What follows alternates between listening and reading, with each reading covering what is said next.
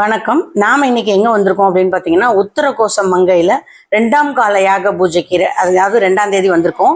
So நம்ம வந்து அதை பார்த்துட்டு இருக்கோம். மக்கள் எல்லாரையும் பார்க்குறோம், ஊருணி பார்க்குறோம், அந்த மாதிரி எல்லாமே கலந்து உங்களுக்கு நான் வந்து வீடியோவா கொடுத்துருக்கேன். எவ்வளவு மக்கள் வந்து மரகத நடராஜரை பார்க்கறதுக்காக தான் வந்திருக்காங்க. இப்போ வந்து பார்த்தீங்கன்னா சிவாச்சாரியார்கள்லாம் யாகசாலைக்கு ஏதோ எடுத்துகிட்டு போகிறத நம்ம பார்க்க முடியும். அவங்கெல்லாம் போயிட்டுருக்காங்க. யாகசாலையும் நம்ம பார்க்குறோம். எல்லாமே கலந்த ஒரு வீடியோவை தான் உங்களுக்கு நான் இதை தந்திருக்கேன். இதுக்கிடையில் வந்து நான் உத்தரகோச மங்கை பற்றி எனக்கு தெரிந்த 2 செய்திகளையும் நான் உங்களுக்கு சொல்லணும் அப்படின்னு ஆசைப்பட்றேன். ஒன்று வந்து பார்த்திங்கன்னா, மங்கை முந்தியா மண் முந்தியா அப்படின்னு சொல்லுவாங்களாம். அது என்ன காரணம்னா, உத்தரகோச மங்கை கோவில் வந்து அவ்வளவு பழமையானது. ராமாயண காலத்திலே இருந்த ஒரு கோவில். அதில் வந்து மண்டோதரி வந்து வழிபட்டு தான் ராவணனை மணந்தா அப்படின்ற ஒரு செய்தி இருக்குது. அதுக்கப்புறம் வந்து நடராஜரை பற்றின ஒரு செய்தி இருக்குது. அது என்ன அப்படின்னு பார்த்தீங்கன்னா, ராமேஸ்வரம் செல்லும் வழியில் மண்டபம் என்ற மீனவ கிராம பகுதியைச் சேர்ந்த மரக்காயர் என்ற மீனவர் வந்து வறுமையில் வாழ்ந்து வந்தாராம். மிகுந்த நம்பிக்கையுடன் மங்களநாதரை நாள்தோறும் வழிபட்டாராம். மரக்காயர் ஒரு நாள் வந்து கடலில் மீன்பிடித்து கொண்டிருந்த பொழுது சூறாவளி காற்றுடன் பேய் மழை பெய்ததாம். அதனால பாய்மர படகு வந்து திசை மாறி சென்று ஒரு பாசை படர்ந்த மலையில் மோதி நின்றது. பாசை படர்ந்த பாறை வந்து 3 துண்டுகளாக படகுல விழுந்துச்சான்.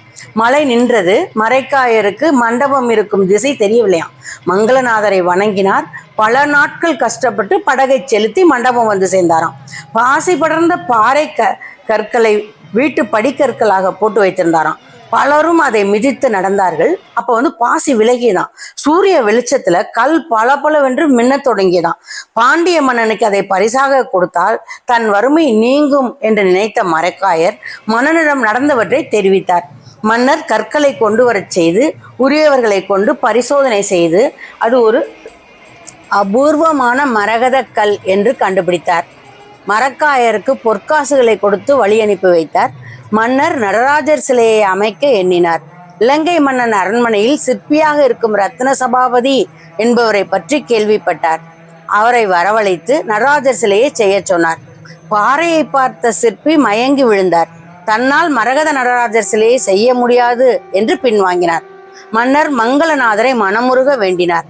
சிலையை நான் வடித்து தருகிறேன் என்று ஒரு குரல் வந்தது. குரல் வந்த திசையை மன்னர் பார்த்தார். சண்முக வடிவேலர் என்ற சித்தர் அங்கே நின்றார். சித்தரிடம் சிலை வடிக்கும் பணி ஒப்படைக்கப்பட்டது. 1.5 அடி உயர பீடத்தில் 5.5 அடி உயர மரகத நடராஜரை உருவாக்கினார். நடராஜரின் திருக்கரங்களில் நரம்புகள் புடைத்திருப்பது கூட தெரியும்படி சிலை அமைந்தது. சித்தரின் சிறப்பாம். நடராஜர் சிலையை பிரதிஷ்டை செய்த பிறகு சிலையை சுற்றி கருவறை கட்ட சொன்னாராம். கருவறையின் நுழைவாயில் நடராஜர் சிலையை விட சின்னதா இருக்கிறபடி அமைச்சாங்களாம். இதனால திருடர்கள் பகையாளிகள் நடராஜர் சிலையை திருட முடியாதபடி செய்யப்பட்டதாம். முகலாயகர் படையெடுப்பு, ஆங்கிலேய ஆட்சி காலம் எல்லாம் தாண்டி இன்றும் மரகத நடராஜர் அருள் பாலிக்கிறார். பாதுகாப்பு கருதி சிலை எல்லா நாட்களிலும் சந்தன காப்பிடப்பட்டு இருக்கும். மார்கழி திருவாதிரை அன்று மட்டும் சந்தனம் களைய பெற்று அபிஷேகம் ஆராதனைகள் நடைபெறும். இந்த கும்பாபிஷேகத்தை முன்னிட்டு ஏப்ரல் 1 முதல் 4 வரை சந்தனம் களையப்பட்டு நடராஜர் மக்களுக்கு தரிசனம் தருகிறார். அதை நம்ம போய் பார்த்ததுனால தான் இன்னைக்கு நம்ம வந்து அந்த வீடியோ போட்டுட்ருக்கோம். ஸோ நான் வந்து உங்களுக்கு இடம் கிடைக்கிற இடங்கள்ல மரகத நடராஜரோட ஃபோட்டோ ஒருத்தவங்க எடுத்தவங்கள்ட்ட வாங்கியிருந்தேன். அந்த ஃபோட்டோவை இன்சர்ட் பண்ணியிருக்கேன். நீங்கள் அதையும் பார்க்கலாம். எங்கெங்கே இடம் கிடைக்குதோ அங்கே வந்து மரகத நடராஜரை நான் இன்சர்ட் பண்ணியிருக்கேன். அந்த இன்சர்ட் பண்ணியிருக்கேங்கிறது உங்களுக்கு தெரியணுங்கிறதுக்காக மரகத நடராஜருங்கிறதையும் குறிப்பிட்டிருக்கேன். ஸோ நீங்கள் அதை பார்க்க முடியும், பாருங்க.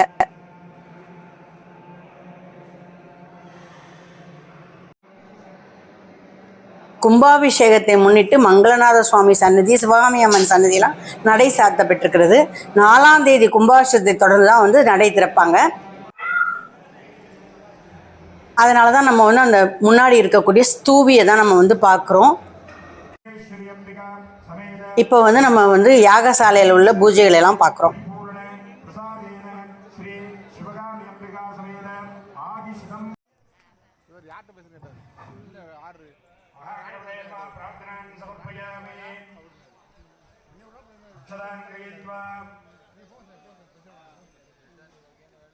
श्री परमेश्वर प्रीत्यर्थम इति संबोधदावारं नक्षत्रं संभरेवज योगस्सकरणं सैव सर्वं शिवमयं जगते शिवाभ्यां नमः शिवसंभोराज्ञया प्रवर्तमानस्य अद्य ब्रह्मणाः द्वितीये परार्थे श्वेतपरागकल्पे वैवस्वतमन्वन्तरे अष्टाविंशतितमे कलियुगे प्रथमे पादे जम्बूद्वीपे भारतवर्षे भरतखण्डे मेरोः दक्षिणे पार्श्वे सकाप्ते अस्मिन् वर्तमाने व्यापकारिके प्रभवाति षष्ठिसंवत्सराणां मध्ये इदानीं श्रीमते मङ्गलकरमान कुरोतिवर्षनाम संवत्सरे उत्तरायणे शिशिरऋतौ मीनमासे शुक्लपक्षे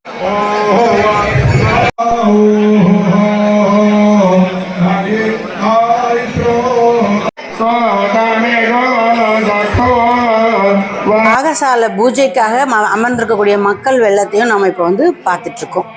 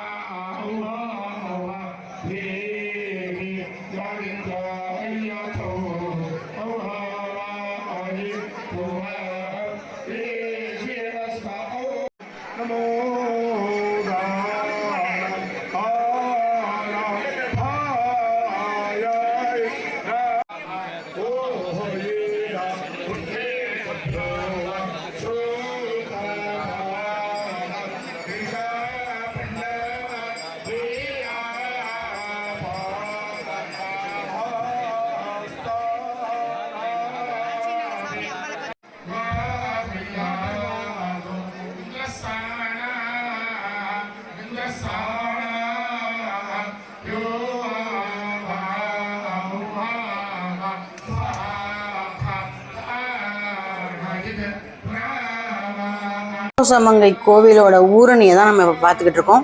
இதுக்கு அருகமகாமையில் தான் மாணிக்க வாசகருடைய சன்னதியும் அதில் ஒரு மண்டபமும் இருக்குது. திருவாசக முற்றோதல் செய்ய விரும்புகிறவங்க அந்த மண்டபத்தில் வந்து திருவாசக முற்றோதல் கோவிலில் பர்மிஷன் வாங்கி செய்யலாம். யாகசாலையோடைய நுழைவு வாயில் எவ்வளவு சிறப்பாக வந்து அமைச்சிருக்காங்க அப்படிங்கிறத தான் நம்ம இப்போ வந்து பார்த்துட்ருக்கோம். ரொம்ப அழகாக இருந்தது அந்த வேலைப்பாடு. மக்கள் வந்து கூட்டமாக பல ஊர்களில் இருந்து வேன், கார் அந்த மாதிரி அரேஞ்ச் பண்ணி வந்துட்டு இருக்காங்க. அப்படி மதுரையிலேருந்து வந்த மதுரை சிட்டி இன்னர்வீல் சங்கத்தினரை தான் நம்ம வந்து இப்போ சந்திச்சிருக்கோம். அவங்களோட கொஞ்சம் நேரம் பேசிகிட்டு இருந்தோம். அவங்களையும் நம்ம வீடியோவில் எடுக்கலாமான்னு கேட்டு நம்ம எடுத்திருக்கோம். அவங்கள தான் நீங்கள் வந்து இப்போ பார்த்துட்ருக்கீங்க.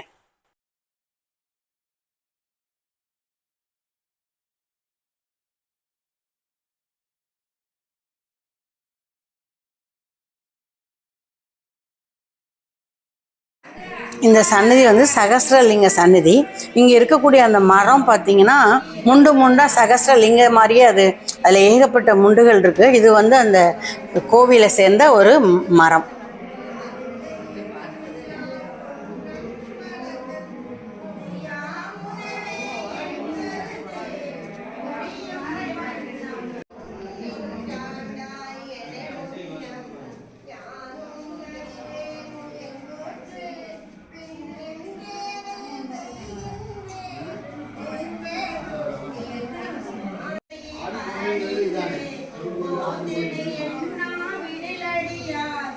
ஆங்காங்கே மக்கள் அமர்ந்து திருவாசகத்தை படித்து கொண்டிருப்பதையும் நம்மளால் பார்க்க முடியுது. இந்த வீடியோ பிடிச்சிருந்தா சப்ஸ்கிரைப் பண்ணுங்கள், ஷேர் பண்ணுங்கள், லைக் பண்ணுங்கள். நன்றி, வணக்கம்.